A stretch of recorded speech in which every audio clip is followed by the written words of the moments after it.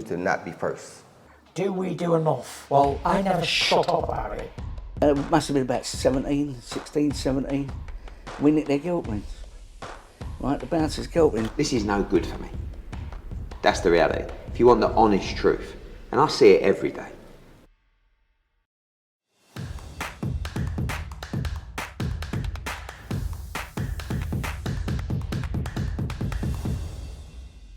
Umar, IFL TV, we're here to announce your brother's mega clash with Francis Ngannou in Saudi Arabia. The boys are going back to Saudi. We were there for Tommy Fury earlier, obviously, but this is another scale, Shane. Yeah, I'm looking forward to it. I look forward to them all. I'm not going to be missing any. We've not got much left, and I'm going to embrace a lot of it. Anything what's taking place will do.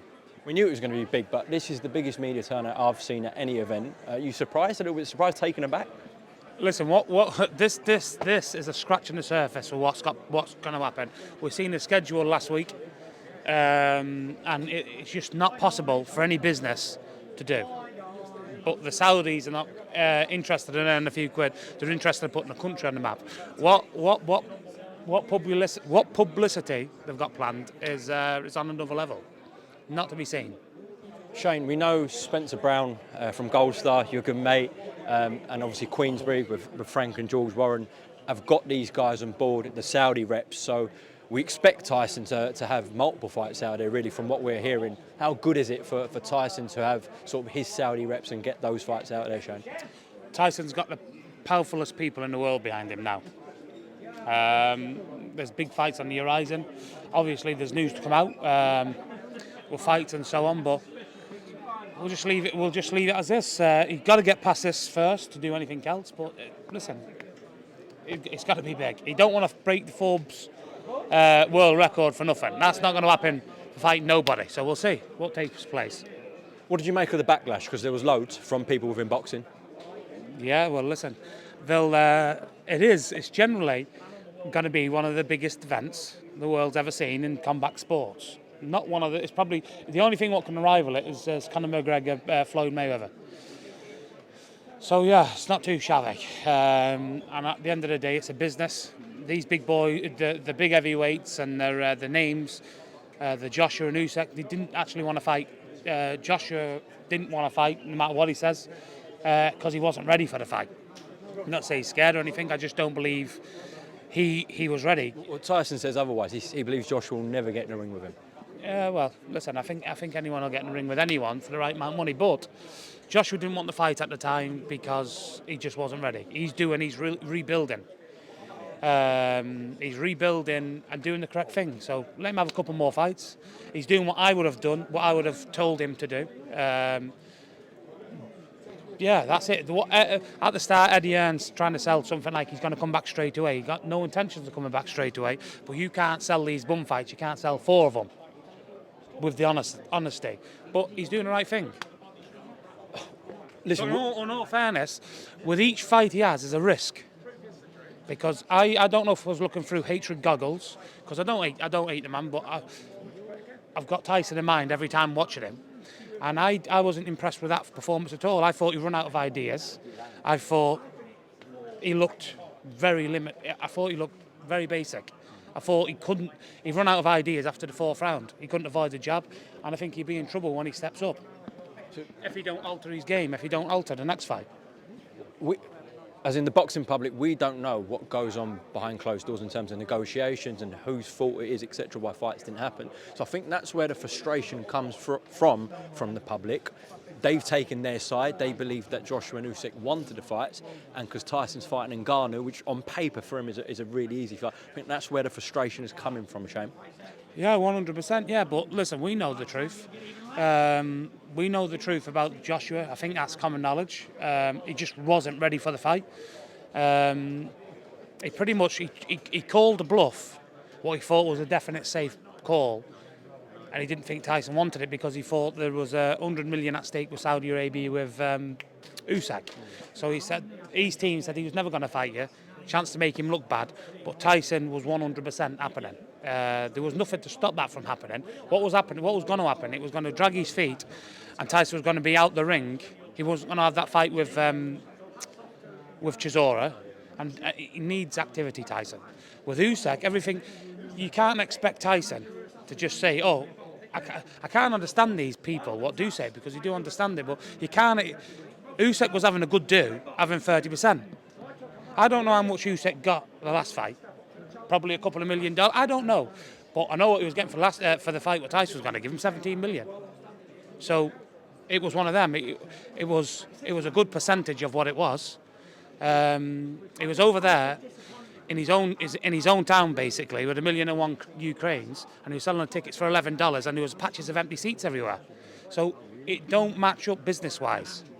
So it was easy. It was as easy for Usyk. It was a bigger dis. It was as much difference both ways. To be fair, I've seen the criticism really come from TalkSport. You like Carl Froch, Tony Bellew.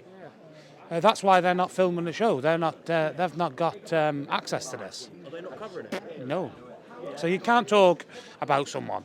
Carl Froch has been very vocal about. Have you seen? And everyone's got their opinion, but at the end of the day, it's a business, and you've got to go if it's a business where the money is. The money's in this fight. It's a big fight. It's a dangerous fight. I class Francis Ngannou as as dangerous as the rest of the heavyweights because I don't think the rest of them can do any good with him anyway. So I think he's going to be as much threat as the rest of them. But it is a business. The big fights will come if people step into line and know where the place is. And if they don't step into line and know where the place is, it won't happen because there's only one Gypsy King, and that's him over there. He didn't really want to talk about Usyk, but you believe Usyk will get in the ring with Tyson at some point next year? If Usyk falls into place, Usyk will be next. If he don't, he won't be. What did you make of his fight with Daniel Dubois? Was it a legal punch or not? Well, I don't. I've only recently found out what's legal and what's not.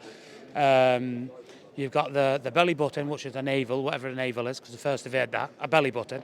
You've got at least 10 inches before the belly button touches the bollocks, or anywhere around the nuts. He got hit in the pit of the stomach. Whether that was a foul shot because it was around underneath the belly button or not, I'm not saying it's not. I'm not saying it is. But what I am saying, he didn't get it in the bollocks, and that wasn't a bollock shot. He got hit low in the gut, and that winded him, and he went over, holding his nuts. So for me, it was a legal shot. But if it's by the rules of boxing, I don't know if it's low or not. What do you think Tyson does to him? I watched that fight, and I think if Tyson fights the way we can fight, I reckon it's a 4-round stoppage. Generally, I think Tyson will slice through him to pieces. I can't understand these big men. They're 18 stone, they're 6'6", and they're having a fencing competition with a man what's too good for him, too fast and too good of a boxer. It's tricky southpaw. And every time they push him back and throw some punches, he's got his hand wrapped around his head. Like Usyk, if you go on Usyk, he's not the type to, like these slick Americans, slip, and then crunch you with a left hook and put your lights out. What he does, he runs around the ring like this here, until he's got his distance, and then he's coming forward. Usyk, what I know about boxing, I've watched him, Usyk don't like going back. He don't. You take note of him. I watched him in the last fight. I don't think he throws punches going back.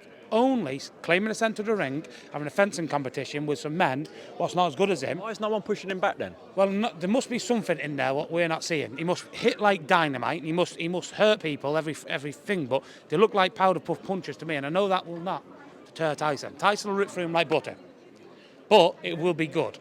I will look forward to it. And that's no disrespect to Usyk or anything, but Usyk knows what day is really. Usyk knows the boxing people and the boxing haters might want to believe that Tyson didn't want the fight, but Usyk knows what the crack was. The only reason why that fight never happened, the fight was signed, but again that was a bluff what was going wrong. The only reason why it never happened is because there was bigger money at the table, or so they thought. But he fought for $2 million and got nearly crippled. Last one, got to get your thoughts on the Netflix series. Wasn't my cup of tea, but it's done some good numbers, yeah. I've took a total dislike into Paris, even though I like her in real life, and that's it. That's about it. It's not my thing. That I'm just a fat realist. I go out to work every day, and all that IT flighty, the only way is Essex look is not my cup of tea. So yeah, it wasn't my cup of tea, but it's done excellent work and excellent business, and that's what it's about. Good business. Shane, thank you for your time. Yeah, God bless. Come on, cheers. To not be first. Do we do enough? Well, I never shut up about it. It must have been about 16, 17. We nicked their guilt rings. Right, the bouncer's guilt ring. This is no good for me. That's the reality. If you want the honest truth, and I see it every day,